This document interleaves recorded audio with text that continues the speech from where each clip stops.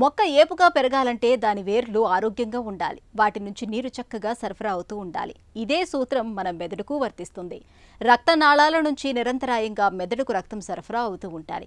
ఏ కారణంగానైనా రక్తం సరిగ్గా సరఫరా కాకపోతే పక్షవాతం, మూర్ఛల వంటి విపత్తులు వచ్చి పడతాయి. మోయా సమస్య అలాంటిదే. మెదడుకు రక్తాన్ని మోసుకెళ్లే కెరోటిడ్ రక్తనాళాలు సన్నగా కుచించుకుపోయినప్పుడు, వాటిలో ఏవైనా అడ్డంకులు ఏర్పడినప్పుడు మెదడుకు తగినంత రక్తం అందక ఫిట్స్, స్ట్రోక్ వచ్చే ప్రమాదం పెరుగుతుంది. మరో రకం పక్షవాతంగా పిలిచే మోయా జబ్బు గురించిన పూర్తి వివరాల్ని డాక్టర్ని అడిగి ఇప్పుడు తెలుసుకుందాం.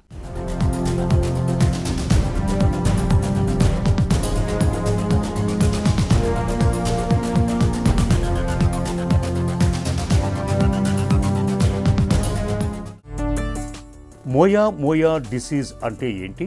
ఇందులో ఏం జరుగుతుంది? మోయా డిసీజ్ మెదడు రక్తనాళాలకు సంబంధించిన జబ్బు.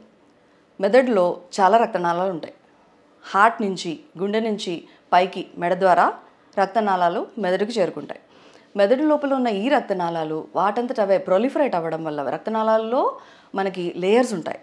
రక్తనాళాల్లో మజిల్ ఉంటుంది, ఎండోథీలియం ఉంటుంది, ఇంకా చాలా లేయర్స్ ఉంటాయి. వీటిలో వాటంతట అవే కణాలు పెరుగుతూ పోవడం వల్ల రక్తనాళాలకు ఏదైతే ల్యూమన్ అంటామో, రక్తనాళాల లోపల ఉండే ఖాళీ భాగం, దేని నుంచి అయితే రక్త ప్రవాహం వెళ్తుందో ఆ భాగం మూసుకుపోవడం జరుగుతుంది. ఈ భాగం మూసుకుపోవడం వల్ల రక్తం వెళ్తూ రక్తం గడ్డగట్టిపోవడం, లేకపోతే కంప్లీట్గా మూసుకుపోవడం వల్ల ప్రాబ్లమ్స్ వస్తాయి. దీంతోపాటు ఇది కొన్ని సంవత్సరాల పొడవునా జరుగుతూ వెళ్తూ ఉంటుంది. కాబట్టి కొత్త రక్తనాళాలు వాటంతటవే కొత్తవి రావడం, లేకపోతే పాతవి ఓపెన్ అవ్వడం జరగడం ఉంటుంది. వీటి వల్ల కూడా ప్రాబ్లం వస్తుంది. ఆబ్వియస్లీ బ్రెయిన్కి రక్తం అందకపోతే, ఆక్సిజన్ అందకపోతే, బ్రెయిన్ ఏ భాగంలో రక్తం అందట్లేదు, ఆక్సిజన్ అందట్లేదు అని ప్లేస్ ఉన్నదో ఆ ఏరియాకి సంబంధించి ఇస్కీమియా, స్ట్రోక్స్ రావచ్చు. స్ట్రోక్ ఎలాగైనా కనపడవచ్చు. పక్షవాతం కానీ, లేకపోతే మాట తేడా రావడం కానీ, మూతి సొట్టపోవడం, మాట నత్తిపోవడం, రకరకాల సిమ్టమ్స్ కనపడతాయి. మోయా డిసీజ్ ఎందుకు వస్తుంది? ముప్పు ఎవరికి ఎక్కువ? ఎందువల్ల వస్తుంది అంటే జన్యుపరంగా వీళ్ళలో తేడా ఉంటుంది. ఒక జీన్ కొన్ని ఫ్యామిలీస్లో ఇలా మోయా కనపడుతున్నప్పుడు, ఎస్పెషల్లీ జపనీస్ పాపులేషన్లో చూసినప్పుడు కొంత రీసెర్చ్ ద్వారా జెనెటిక్ ససెప్టబిలిటీ అంటే జన్యువులో తేడా ఉంది అనేది స్పష్టంగా కనపడింది. దీంతో పాటు కొంతమంది ఆటోఇమ్యూన్ బేసిస్ ఉందని చెప్తారు, కొంతమంది ఎన్వైరన్మెంట్, పరిసరాల వల్ల తేడా, అది కూడా ఈ జన్యుపరంగా తేడా ఉన్న వాళ్ళలో యాడ్ అవ్వడం వల్ల మోయా స్పష్టంగా సిమ్టమ్స్తో పాటు ఈ ఏవైతే రక్తనాళాల్లో మనకి కనబడుతున్నాయో ఆ తేడాలతో పాటు పేషెంట్స్ మన దగ్గరికి వస్తారు. ఎవరికి రావచ్చు అంటే రేస్ వరకు చూసుకుంటే east Asia, especially Japanese population, కానీ ఇండియాలో కూడా కనబడుతుంది. ఈస్ట్ ఏషియాలో ఈ కంట్రీస్లో బాగా చూసే జబ్బు, చాలా రేర్గానే కనబడుతుందండి. కాకపోతే అక్రాస్ ద వరల్డ్, మొత్తం గ్లోబ్ అంతా చూసుకుంటే మన వైపు ఎక్కువ. అండ్ ఫీమేల్ టు మేల్ చూసుకుంటే ఆడవాళ్ళలో కొంచెం ఎక్కువగానే కనబడుతుంది. చిన్నవాళ్ళల్లో ఒక పీక్లో కనపడవచ్చు, అంటే అరౌండ్ 5 ఏళ్ల పిల్లలు ఉన్నప్పుడు కనపడవచ్చు, లేదంటే పెద్దవాళ్ళల్లో కూడా కనపడవచ్చు. మోయా డిసీజ్ను ఎలా అనుమానించాలి? పేషెంట్ మనకు వచ్చి చెప్తారు, మాట తేడా వచ్చిందమ్మా, 1 గంటలో మొత్తం తగ్గిపోయింది, తో దీన్ని టీఐఏ అంటాం. సో టీఐఏ లాగా కూడా రావచ్చు. దీంతోపాటు తలనొప్పులు, కంటిన్యూస్గా తలనొప్పులు వస్తూ ఉంటాయి. కొంతమందికి ఫిట్స్ వస్తూ ఉంటాయి. కొంతమందికి వయసు పెరిగే కొద్దీ కాగ్నిషన్ అంటే తెలివితేటలు కానీ, వాళ్ళు పనిచేసే తీరు కానీ, ప్రవర్తన కానీ అన్నీ మారుతూ వస్తాయి. మెమరీ డిస్టర్బెన్సెస్ కూడా కనపడవచ్చు.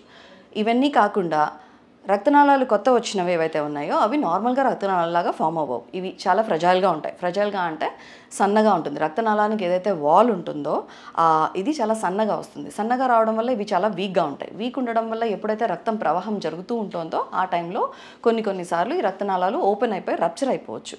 రప్చర్ అంటే పగిలిపోవచ్చు. పగిలిపోతున్నప్పుడు రక్తస్రావం కూడా జరుగుతుంది.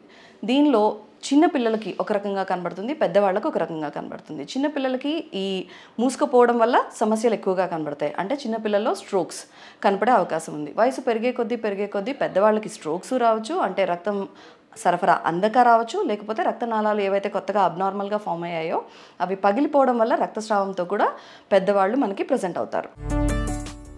మోయా డిసీజ్ ప్రమాదకరమా?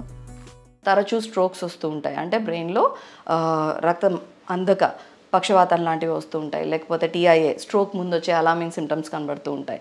ఇవి కాకపోతే హెడేక్, ఫిట్స్, లేకపోతే కాగ్నిటివ్ డిక్లైన్ ఇవన్నీ కనపడుతూ ఉంటాయి. సో ఒక రకంగా ట్రీట్మెంట్ లేకుండా డెఫినెట్గా ప్రమాదకరమే. మోయా డిసీజ్ను ఎలా నిర్ధారించుకుంటారు? ఈ డిజీజ్ని ఎలా గుర్తిస్తారు అంటే అన్నింటికంటే మనకి ఫస్ట్ స్ట్రోక్ వచ్చింది చిన్నపిల్లల్లో కానీ పెద్దవాళ్ళల్లో కానీ బయట అనుకుంటూ ఉంటారు సిటీ స్కాన్ సరిపోతుంది, సిటీ స్కాన్ చేస్తే అంతా సరిపోతుంది, సిటీ స్కాన్లో కనపడిపోతుంది, సిటీ తర్వాత ఎంఆర్ఐ ఎందుకు, ఎంఆర్ఐలో సౌండ్స్ వస్తాయి, ఎంఆర్ఐలో పడుకోవడం కష్టం, ఇవన్నీ ఆలోచిస్తూ ఉంటారు. ఎంఆర్ఐ ఫస్ట్ థింగ్ రేడియేషన్ కాదు, అయస్కాంత శక్తి, మ్యాగ్నెటిక్ ఫీల్డ్, దానివల్ల మీకు వచ్చే ప్రాబ్లమ్స్ ఉండవు. At the same time MRI జరుగుతున్నప్పుడు మాకు రకరకాల సైన్స్ కనబడతాయి. దానిలో ఏ సెక్షన్స్లో సిటీ కంటే డెఫినెట్గా రిజల్యూషన్ ఎంఆర్ఐకి ఎక్కువ, అంటే బాగా కనపడతాయి. ఏ ఏరియాస్లో తేడా ఉందో కనబడుతుంది. ఏ రక్తనాళాలు తేడా ఉన్నా కానీ కొన్ని సైన్స్ మోయా డిసీజ్లో కొన్ని సైన్సే కనబడతాయి. అండ్ స్ట్రోక్ వచ్చిన తర్వాత ఖచ్చితంగా ఒక యాంజియో చేస్తాం. అది ఎంఆర్ బేస్డ్ కావచ్చు, సిటీ బేస్డ్ కావచ్చు. ఒక యాంజియో అంటే రక్తనాళాలు ఎలా ఉన్నాయి, స్ట్రోక్ ఎందుకు వచ్చింది, చిన్నవాళ్ళు వచ్చినా పెద్దవాళ్ళు వచ్చినా యాంజియో అనేది స్ట్రోక్ తర్వాత డెఫినెట్గా చేయాల్సిన ఒక పరీక్ష. ఖచ్చితంగా మనకి ప్రూఫ్ కావాలి అనుకుంటే డిఎస్ఏ ఇది కూడా యాంజియోనే. కాకపోతే మీకు హార్ట్కి కొరోనరీ యాంజియో ఎలా చేస్తామో డిఎస్ఏ మేము అలాగే చేస్తాం. 4 వెజల్స్కి చేస్తాం. ముందు 2 ఉంటాయి, వెనకాల 2 ఉంటాయి. దాని తర్వాత పైన మొత్తం ట్రేస్ చేస్తాం. పైకి మెదడు లోపల రక్తనాళాలు ఎలా ఉన్నాయో కూడా చూసుకుంటాం. At the same time external carotid సర్క్యులేషన్కి కూడా ఎక్స్ట్రా చేయాల్సి వస్తుంది మోయాలో. ఇవన్నీ చూసుకున్న తర్వాత ఈ రక్తనాళాల్లో ఎక్కడ బ్లాక్స్ ఉన్నాయో దాన్ని బట్టి పఫ్ ఆఫ్ స్మోక్ అంటాం. పఫ్ ఆఫ్ స్మోక్ అంటే ఏంటి అంటే ఒక పొగ ఇలా వస్తే ఎలా కనబడుతుందో ఆ చిన్న రక్తనాళాలు, కొత్తగా వచ్చిన రక్తనాళాలన్నీ ఇలా పొగ వచ్చినట్టుగా కనబడతాయి మనకు ఆ డిఎస్ఏలో. సో డిఎస్ఏ చూసుకున్న తర్వాత మోయా అని నిర్ధారించుకుంటాం. మోయా డిసీజ్కు చికిత్స ఎలా ఉంటుంది? ఇది మోయా డిజీజ్ అని నిర్ధారించుకున్న తర్వాత డైరెక్ట్గా సర్జికల్ ఆప్షన్స్ ఉంటాయి. మోయాలో ఏం జరుగుతోంది, రక్తనాళాలు మూసుకుపోతున్నాయి. సో ఆ బ్రెయిన్ భాగానికి బ్లడ్ అందట్లేదు. ఏ రక్తనాళం అయితే మూసుకుపోతుందో ఆ రక్తనాళంకి బైపాస్ చేస్తూ ఇంకొక రక్తనాళం నుంచి ఒక చిన్న గ్రాఫ్ట్ వేస్తాం. సో బయట ఉన్న రక్తనాళాల నుంచి లోపల ఉన్న రక్తనాళాలకి కలిపి గ్రాఫ్ట్ వేయగలిగితే బయట ఉన్న రక్తనాళాలు ఎలాగో ఓపెన్గానే ఉన్నాయి కాబట్టి దాని నుంచి రక్తం వెళ్తుంది కాబట్టి బ్రెయిన్ భాగానికి రక్త సరఫరా వస్తుంది. సో మిగతావి ఎక్కడైతే మూసుకుపోయినాయో దాన్ని బైపాస్ చేస్తూ పక్కనున్న రక్తనాళానికి కనెక్ట్ చేసేస్తాం. ఇది ప్రధానమైన సర్జికల్ ఆప్షన్. దీనిలో రకరకాల టెక్నిక్స్ ఉంటాయి, ఒక్కొక్కళ్ళు ఒక్కొక్కటి ఆప్ట్ చేసుకుంటారు. చిన్న పిల్లల్లో కొంచెం సర్జరీ కష్టం, బట్ స్టిల్ ఏంటంటే సర్జరీ చేస్తే సర్వైవల్ అంటే ఎంత బతుకుతారు, స్ట్రోక్స్ ఎంత అవాయిడ్ చేయొచ్చు అంటే పోస్ట్ సర్జరీ తర్వాత 90 to 95% వయసుని బట్టి చిన్నపిల్లల్లో ఇంత, మిడిల్ ఏజ్లో ఇంత, పెద్దవాళ్లలో ఇంత, అది కూడా సిమ్టమ్స్ ఉంటే యాంటీరియర్ ముందుగా ఉన్న రక్తనాళాల్లో తేడా ఉంటే ఏంటి, వెనకాల ఉంటే రక్తనాళాల్లో తేడా ఉంటే ఏంటి, దాన్ని బట్టి డెఫినెట్గా 90% మంది కంటే ఎక్కువ మంది సర్వైవల్ మార్పు లేకుండా అంటే ఎన్ని సంవత్సరాలు బతుకుతారు అనేది నార్మల్గా ఎలా బతుకుతారో అన్ని సంవత్సరాలు బతికే విధంగానే అయిపోతుంది సర్జరీ తర్వాత. ప్రధానంగా స్ట్రోక్ వచ్చిన తర్వాత యాంజియో చేసుకోవడం అనేది చాలా ఇంపార్టెంట్.